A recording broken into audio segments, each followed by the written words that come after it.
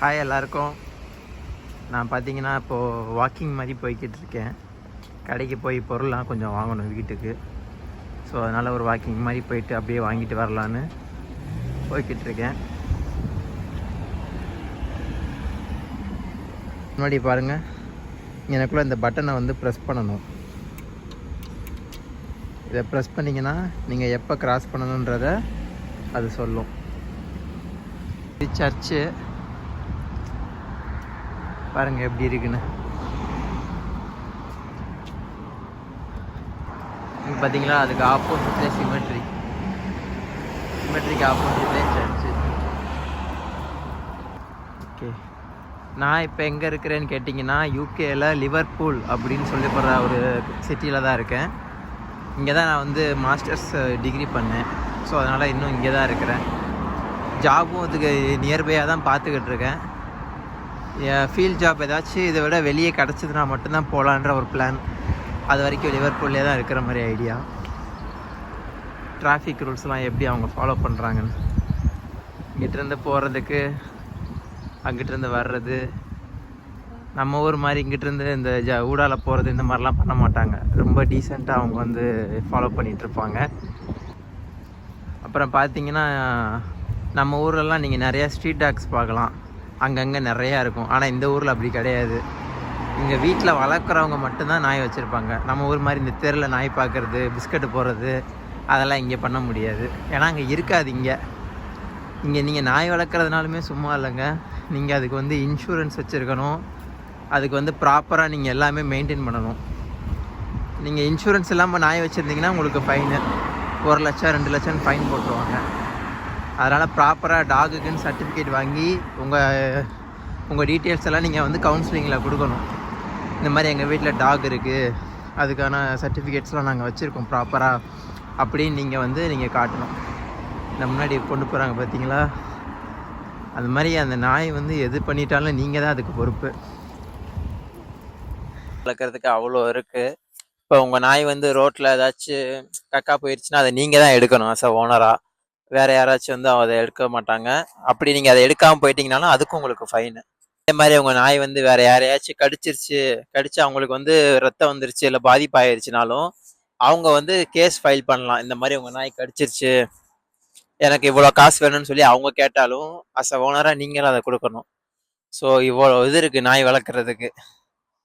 நீங்கள் நாய் வளர்க்கணும்னு ஆசைப்பட்டீங்கன்னா ரொம்ப கேர்ஃபுல்லாக வீட்டுக்குள்ளே பத்திரமா வளர்க்கணும். அப்படி இருந்தால் மட்டும்தான் நாய் வளர்க்க முடியும். சேம் தான் பூனையும் நீங்கள் வளர்க்கணுன்னா இன்சூரன்ஸ் எல்லாம் போட்டு நீங்கள் வந்து அதை வளர்க்கணும். இப்போ பார்த்தீங்கன்னா வெயில் பயங்கரமாக இங்கே அடிச்சுக்கிட்டு இருக்கு. முன்னாடிலாம் ரொம்ப குளிரும், ஆனால் பார்த்தீங்கன்னா இப்போவுமே நான் ஜாக்கெட்லாம் போட்டிருக்கேன் தான். வெயில் ஓரளவுக்கு இருக்குது, பட் தாங்கக்கூடிய அளவுக்கு தான், ரொம்ப குளிரலை. ஆனால் இந்த மே மாதம்லாம் பார்த்தீங்கன்னா ரொம்பவே கஷ்டமாக இருந்துச்சு, வெயிலெலாம் நிற்க முடியல. பட் இப்போ ஓரளவுக்கு ஓகே. அப்புறம் இந்த ஊரில் டிரைவிங் பண்ணணும்னா நீங்கள் வந்து நிறையா ரெஸ்ட்ரிக்ஷன்ஸ் இருக்குது. நான் ஆல்ரெடி இதை பற்றி ஒரு வீடியோவில் போட்டிருக்கேன், என்னென்ன செய்யணும், எப்படி நீங்கள் வாங்கணும்னு. இங்கே மேக்ஸிமம் ப்ளஸ் யாருக்குன்னு பார்த்தீங்கன்னா ஃபீமேல் டிரைவர்ஸுக்கு தான். அவங்களுக்கு தான் இங்கே வந்து பொண்ணுங்க கார் ஓட்ட தெரிஞ்சால் அவங்களுக்கு வந்து இது வந்து ரொம்ப வந்து ப்ளஸ் பாயிண்ட். இந்த ஊரில் கம்பேர் பண்ணும்போது பொண்ணுங்களுக்கு தான் இங்கே வாய்ப்புகள் அதிகம். அவங்களுக்கு தான் முக்கியத்துவம் கொடுப்பாங்க. போலீஸு, ஆம்புலன்ஸு, இந்த மாதிரி ஓட்டுறவங்க டிரைவர்ஸ் எல்லாருமே பார்த்தீங்கன்னா மேக்சிமம் லேடிஸ் டிரைவர்ஸாக இருப்பாங்க.